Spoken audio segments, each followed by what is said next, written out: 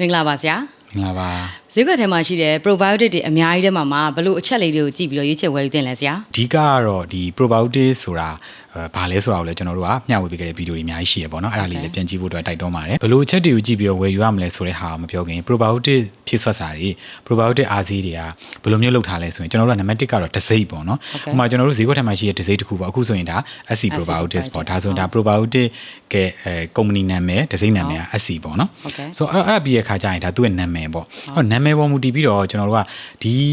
probiotics ကုမ္ပဏီကเนาะဘယ်လိုရည်တည်မှုရှိလဲသူတေသနာစာတမ်းတွေလောက်ထားလားပြီးရခါကျဒီ probiotic ကို formula ရေးတဲ့ခါမှာရောဘယ်လိုเนาะဒီနီးပညာတွေကိုအခြေခံပြီးတော့ formula လောက်ထားလဲဒါလေးတို့နံပါတ်1အရင်ဆုံးစဉ်းစားရတာပေါ့နော်ဒုတိယချက်ကတော့ probiotic အမျိုးအစားပါအောင် probiotic မျိုးစိတ်ပါအောင်ဘယ်လောက်ထိပါလဲပေါ့နော်အဲ့တော့ဒီ probiotic ကုမ္ပဏီတွေကတော့သူတို့ရဲ့ probiotic ကို10မျိုးပါတယ်10မျိုးပါတယ်ဒီလိုမျိုးရေးသားဖော်ပြလေးရှိကြတယ်ပေါ့နော်ဆိုတော့ probioticအကောင့်ကြီးဘယ်နှတန်းလဲဘယ်လောက် CFU လဲဒီလိုမျိုးပြောကြရတယ်ပေါ့နော်ဆိုတော့အဲ့ဆိုလို့ရှိရင်အဓိကတစိမ့်ရဲ့ယက်တီမှုပြီးရခါကြလို့ရှိရင်အကောင့်မျိုးစားဒီ probiotic မျိုးစိတ်မျိုးစားပြီးလို့ရှိရင်အကောင့်ကြီးပေါ့နော်အဲ့ဒါလေးပေါ့ပြီးရခါကြစရုဒ္ဓချက်ကကြတော့ဘာလဲဆိုတော့ probiotic ဆေးဝါးတွေကပြောမယ်ဆိုတော့အခြေအားဖြင့်တော့ဈေးကြီးရများတယ်ပေါ့နော်ဘာလို့ဆိုတော့ဈေးကြီးရများတဲ့ခါကျကိုကဒီကုန်ကြဝါတဲ့ကုန်ကြစိမ့်နဲ့ထိုက်တန်တဲ့ကျန်းမာရေးအကျိုးကျေးဇူးရဖို့အတွက်တက်ရှိအနေနဲ့ life found လို့ခေါ်တာပေါ့နော်တက်ရှိအနေနဲ့ထုတ်လုပ်ထားတဲ့ဟာမျိုးတော့ရွေးချယ်ပြီးတော့ဝယ်ယူတော့ကောင်းတယ်ခုနောက်ပိုင်းဆိုတော့ဒီ probiotic ကုမ္ပဏီရဲ့ပညာရှင်တွေကမှတမနီးပညာမြင့်လာတဲ့အတွက်အစာအိမ်ထဲမှာ acid နဲ့တွေ့ရင်တော့မှသူကတေးမသွားဘူးဒီ probiotic တွေကသူတကယ်အလုံးလုံးမဲ့သူ့ရဲ့အဓိကကပ်ပြအသုံးတော်ခံရမယ်ဆက်เนาะဒီဆက်စင်ဖြစ်တဲ့ဦးလန်းချောင်းအထီကိုသူကတက်ရှိပုံမပြက်တဘာဝတိုင်းသူကရောက်ရှိသွားပြီသူကအခြေချနေထိုင်ပြီးတော့ကောင်းကျိုးတွေလုပ်တာပေါ့เนาะဆိုတော့ဒါကတော့နံပါတ်4ကတော့ဗာလဲဆိုလို့ရှိရင်ဒီတက်ရှိအနေနဲ့လားဒါမှမဟုတ်တချို့ကျတော့အချောက်ခံထားတဲ့တက်မဲ့ပေါ့เนาะတက်မဲ့အနေနဲ့ဆိုတော့မှသူကကောင်းကျိုးတော့ထိုက်လောက်ပြုတ်တယ်ဒါပေမဲ့တက်ရှိလောက်တော့မရှိဘူးပေါ့ဒီချက်4ချက်ကတော့အဓိကအဖြစ်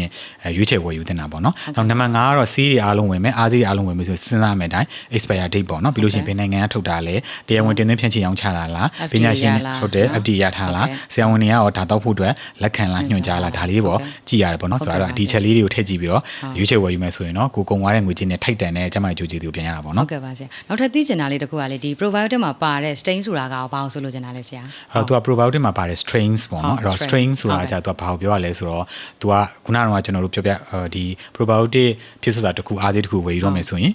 ်ကုမ္ပဏီနာမည်ဒီဇိုင်းနာမည်ပြီးလို့ရှိရင်အကောင့်ကြီးအကောင့်မျိုးစားဒါတွေကိုကြည့်ရမယ်လို့ကျွန်တော်တို့ဆွေးနွေးခဲ့ကြတယ်ဆိုတော့အဲ့ probiotic အမျိုးအစားပေါ့ဆိုတော့ဥမာအဖြစ်အားလုံးကြားဘူးတယ်ပေါ့နော်ဒီ probiotic ကအဓိက အုပ်စုနှစ်စုရှိတယ်ပေါ့ lactobacillus နဲ့ bifidobacterium ဆိုတာအဲ့တော့ lactobacillus မှာလည်းသူအမျိုးစိတ်တွေအများကြီးရှိသေးတယ်ဥမာပေါ့နော်ကဲဆရာထားပါတော့ဆရာရဲ့မိသားစုမှာဆရာမမောင်နှမ2ယောက်ရှိရဆိုရင်ဆရာနဲ့နောက်1ယောက်ရှိမယ်ပေါ့အဲ့တော့သူနဲ့ဆရာနဲ့ကရုပ်ချင်းတူဝင်မယ်ကွက်တီတော့မတူဘူးအဲ့လိုမျိုးပဲပေါ့သူ့ရဲ့အားတာချက်ဆရာရဲ့အားတာချက်ရှိမယ်ဆရာအားနေချက်သူအားနေချက်ရှိမယ်အဲ့လိုပုံစံမျိုးပဲအဲ့တော့ strain ဆိုတာကကြတော့ဒီ probiotic ဖြစ်စွတ်စာတစ်ခုမှာပါတယ်အကောင်လေးတွေအမျိုးအစားကိုပြောတာဥမာအဖြစ်ပေါ့ lactobacillus acidophilus ပေါ့ဒါဆိုလို့ရှိရင်တစ်မျိုးပေါ့lactobacillus longan ပေါ့bifidobacterium breve ပေါ့စသဖြင့်အဲ့လိုသူ့နာမည်ဒါတွေကတော့နာမည်တွေကဖတ်တတ်ဆရာလည်းမလို့လိုရဆရာလည်းမလို့တာမှန်တယ်အဲ့တော့ဟိုအကောင်ကြီးအမျိုးအစားအကောင်လေးတွေရဲ့မျိုးစိတ်အမျိုးအစားမတူတာပေါ့။ဥပမာဆရာတို့မြန်မာလူမျိုးရှိမယ်၊ထိုင်းလူမျိုးရှိမယ်၊တရုတ်လူမျိုးရှိမယ်အဲ့လိုမျိုးပေါ့နော်။အင်္ဂလိပ်လူမျိုးရှိမယ်၊ပြင်သစ်လူမျိုးအဲ့လိုမျိုးပဲပေါ့။အဲ့လိုကွာသွားတာ။အဲ့ဒါကိုဆရာတို့က strain လို့ခေါ်တယ်။ပြောရမယ်ဆိုတော့ probiotic ကောင်းကျိုးပြုပိုးလေးတွေရဲ့အမျိုးအစားကိုခေါ်တာ။ဟုတ်ကဲ့။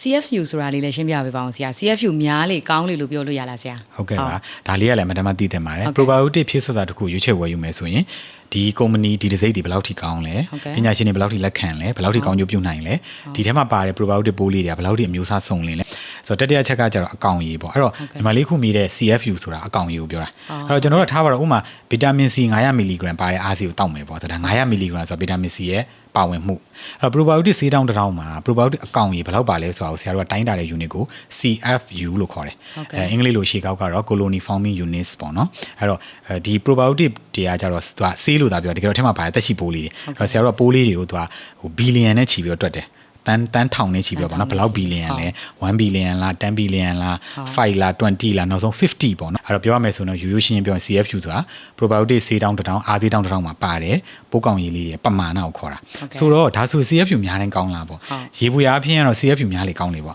ဘာလို့ဆိုတော့ဆရာတို့ခန္ဓာကိုယ်မှာ probiotic တွေတောက်တာများလို့ဟာ probiotic တွေပိုရှန်သွားပြီဆိုတာမရှိဘူးဈေးကြီးရဲ့ဆေးဖြစ်တဲ့အတွက်အများကြီးလည်းမတောက်နိုင်ဘူးဆရာကဉာဏ်ပညာရှိရွေးချယ်ဝယ်ယူတောက်သုံးတတ်ဖို့တော့လိုတယ်ပေါ့နော်ဆိုတဲ့ခါကျတော့ဟိုများရင်ကောင်းတယ်ပေါ့ဒါပေမဲ့အရင်များသွားရင်လည်းမကောင်းတဲ့ခြေအနေတွေရှိတယ်။ဥပမာအဖြစ်ဆရာတို့က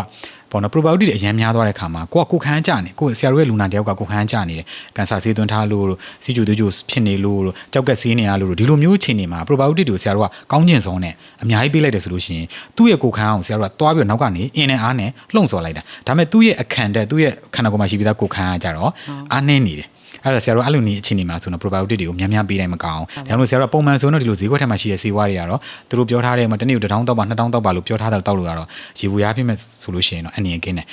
ဝင်လျှော့တဲ့အချိန်ဝင်ပြတ်တဲ့အချိန်ဘိုင်မကောင်းတဲ့အချိန်မှာဆိုရင်တော့2000လို့3000လို့ရေတူပေါ့အဲ့လိုတောက်ပေးလို့လည်းရတယ်ဆိုတော့ရေဘူးရပြည့်ဆိုရင်များများတောက်ရင်တော့ကောင်းတယ်သို့တော်လည်းဈေးနှုန်းရကိုယ့်ရဲ့ကျန်းမာရေးအခြေအနေကလိုအပ်ရင်လည်းဆရာဝန်နဲ့တိုင်ပင်ရရှိရပါတော့ဟုတ်ကဲ့ပါဆရာအခုမေးခွန်းလေးကတော့ညီမကိုယ်တိုင်လည်းအရင်သိကျင်တယ်ပြီးတော့တော်တော်များများလည်းမေးတဲ့မေးခွန်းလေးပေါ့နော်အဲ့ဒါဘာလဲဆိုလို့ရှိရင်ဒီ probiotic တောက်မဲ့အခါမှာတည်ထားတဲ့ဆောင်းရံရှောင်းရံလေးလည်းပြပေးပါအောင်ဆရာမိတ်ဆွေတို့ကျွန်တော်တို့ခုဆွေးနွေးလာတာဒီဆိုင်လမ်းကြောင်းနဲ့ပတ်သက်တဲ့ကျန်းမာရေးအစီအစဉ်လေးမိကုန်းတွေလည်းတော်တော်စုံလာပြီcustomer ရဲ့ဒီတော်တော်များလည်းပါလာပြီဆိုတော့ပေါ့နော်မကြည့်ရသေးတဲ့အပိုင်းလေးတွေပြန်ကြည့်ဖို့လည်းပြောချင်ပါတယ်ကိုချစ်ရတဲ့သူတွေအတွက်မျှဝေပေးဖို့နောက်ပြီးတော့သိချင်တာရှိရင်လည်း comment မှာရေးပေးဖို့လည်းဒီနေ့ကနေပြီးတော့ဖိတ်ခေါ်ပါတယ်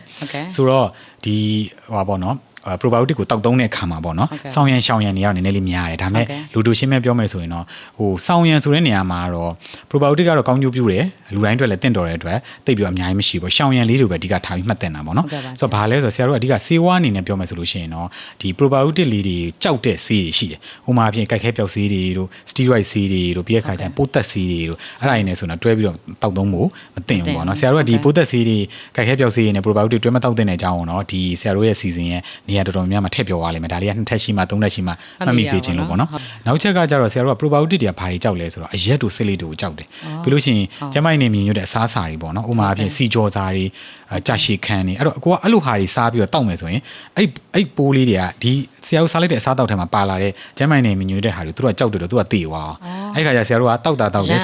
ဆေးဖို့ကုန်သွားတာပဲရှိရဲ့အာနိသင်ကမရဘူးလို့ပြောလို့ရတယ်နဲသွားလည်းရှိရပါပေါ့အဲ့တော့ကိုကကျမကြီးနေညွတဲ့အစားတောက်တွေစားပြီးတော့မှတောက်တယ်ဆိုရင်ပိုကောင်းတယ်နောက်ချက်ကကြကိုရွေးချယ်တဲ့ formula ပေါ့ကိုရွေးချယ်တဲ့ formula အစာရင်ထဲမှာ acid တောင်ခံနိုင်တယ်ဆိုတော့ဆရာတို့အစာနဲ့တောက်လို့အဆင်ပြေတယ်တကယ်လို့ acid တောင်မခံနိုင်ဘူးဆိုရင်တော့ဆရာတို့ကတော့အခုဆရာတို့လူနာရေးဆိုတော့ probiotic ကိုမစားခင်တောက်တာပဲပို့ပြီးတော့ကြံပြူတယ်မစားခင်15မိနစ်20နာရီဝက်လောက်ကြိုတောက်အောင်တော့ပိုကောင်းတယ်ပေါ့ဒါပေမဲ့ခုနလိုပေါ့နော်ခွဲစိတ်ကူးသမှုခံယူထားတာမျိုးတို့ဥလန်းချောင်းတွေဖြတ်ပြီးဆက်ထားတယ်တို့ကန်ဆာကူးသမှုတွေခံယူထားတယ်တို့ကိုခန်းအရန်ကျနေတယ်တို့ပြင်းနဲ့ဆေးပြင်းနေပေါ့နော်ဥမာခုနလိုပိုးသက်ဆေးပြင်းနေတွင်းထားရတယ်တို့လူနာနလန်မထားသေးဘူးတို့ဥလန်းချောင်းမှာတအားယူဆူဆူဝါရောင်ရမ်းနေတယ်အစာရင်းတွေရောင်နေဥတွေပေါက်ထားတယ်ဒီလိုချင်းနေတွေဆိုရင်တော့တောက်သုံးဖို့မတင်တော့ဘူးဒါရှောင်ရမ်းပေါ့နော်ပြီးတော့ကိုတောက်သုံးတော့မယ်ကိုမှယောဂခံရှိရဲဆိုတော့တက်ကြွညာနားလေတဲ့ဆရာဝန်နဲ့ဒါမြင်ပြီးတော့မှတောက်သုံးတာဆိုလို့ရှိရင်တော့ပို့ပြီးတော့ကောင်းတယ်ပေါ့နော်ပြီးရဲ့ခါကျတော့ probiotic တောက်သုံးတာနဲ့တော့တရက်မဆိုင်မိမယ်လေဆရာတို့က probiotic ကိုကောင်းကျိုးရခြင်းလို့တောက်တယ်ဆိုတဲ့ခါကျတော့ probiotic တွေဘာတွေကြိုက်လဲဆရာတို့ shift season တွေမှာပြောခဲ့တယ် probiotic လေးကြိုက်တယ် prebiotic နဲ့တွဲတောက်တာတို့ဒါမျိုးလေးတွေပါလုပ်ပေးမယ်ဆိုရင်တော့ပို့ပြီးတော့ကိုယ့်အတွက်ကောင်းကျိုးတွေပြည့်ပြည့်ဝဝရဟုတ်ကဲ့ပါဆရာဆိုတော့ဒါနောက်ဆုံးမေးခွန်းလေးပါဆရာ SC probiotic ကအားသာချက်ကိုဆရာအနေနဲ့ဘယ်လိုမြင်မိလဲဆရာဟုတ်ကဲ့ပါအဲ့တော့ဒီ SC probiotic မှာကြည့်လိုက်တဲ့ခါကျတော့ဗောနော်ကျွန်တော်တို့ရဲ့လူနာတွေအတွက်အများနဲ့ကောင်းတာကိုရှာဖွေပေးရတယ်လေအဲ့ခါကျတော့ဒီ SC probiotic ကိုကြည့်လိုက်တဲ့ခါကျရင်ခုနပြောခဲ့တယ်ဗောနော်ဒီ probiotic တစ်ခုမှာပါဝင်ရမယ့်အကောင်ကြီးတို့နောက်ဒီ probiotic ပိုးအမျိုးအစားတို့နောက်ကုမ္ပဏီရဲ့ယက်တီမှုပေါ့နော်ဟုတ်ကဲ့ဒါလေးမှာဆိုတော့သူကပြည်စုံကောင်းမွန်အောင်တွေ့ရတယ်ပို့ပြီးတော့အားသာချက်ကတော့ဒီဈေးခွက်ထဲမှာရှိတဲ့တခြား probiotic တွေထက်ကိုပေါ့နော်သူထဲမှာပါတဲ့ strains ပေါ့နော်probiotic အမျိုးအစား probiotic မျိုးစိတ်ကတော်တော်လေးစုံတာကိုတွေ့ရတယ်အဲ့ဒီထဲမှာအမတန်မှအရေးကြီးတယ်ပေါ့နော်ဥမာကင်ဆာရောဂါကာကွယ်တဲ့မျိုးစိတ်တွေခန္ဓာကိုယ်လေးချိန်ကိုထိန်းပေးတဲ့နောက်ပြီးတော့ကိုလက်စထရောကိုကျစေတဲ့ဟော်မုန်းကိုညီမျှစေတဲ့နောက်ပြီးတော့စိတ်ကျန်းမာရေးကိုကောင်းမွန်စေတဲ့ဒီလိုမျိုးစိတ်တွေကအကုန်လုံးပါနေအောင်တွေ့ရတယ်ဆရာတို့ကလည်းအံ့ဩရတာပေါ့နော်ဟာကောင်းတယ်ပေါ့နော်ကိုယ်နိုင်ငံမှာကိုယ်လူနာတွေကိုမိတ်ဆွေတွေအတွက်ဒါကောင်းမွန်တဲ့ဖြစ်စတာတစ်ခုအနေနဲ့ပေါ့နော်ဈေးနှုန်းပေးလိုက်ရတဲ့ငွေကြီးကုန်ကျမှုတစ်ခုနဲ့ထိုက်တန်တဲ့ကျမကြီးဂျိုးကြီးစုရစီရပေါ့နော်အဲ့ခါကျတော့ SC probiotic ကိုလည်းဆရာတို့ကျေးဇူးတင်ပါတယ်လူနာရီအနေနဲ့လည်းဒီလိုမျိုးပေါ့နော်ဟိုကောင်းမွန်တဲ့ဆေးဝါးတွေကိုဉာဏ်ပညာရှိနဲ့ဝယ်ယူတောက်သုံးတတ်ဖို့လည်းဒါဆရာဒီနေ့ကနေပြီးအကြံပြုတယ်ပေါ့နော်ကျေးဇူးပါဆရာကျမ်းမာဖို့လည်းတွဲဖို့အစစ် SC probiotic ပူလန်းချောင်းကျမ်းမာနုပြိုလှပစေဖို့ SC probiotic နေ့စဉ်တောက်စု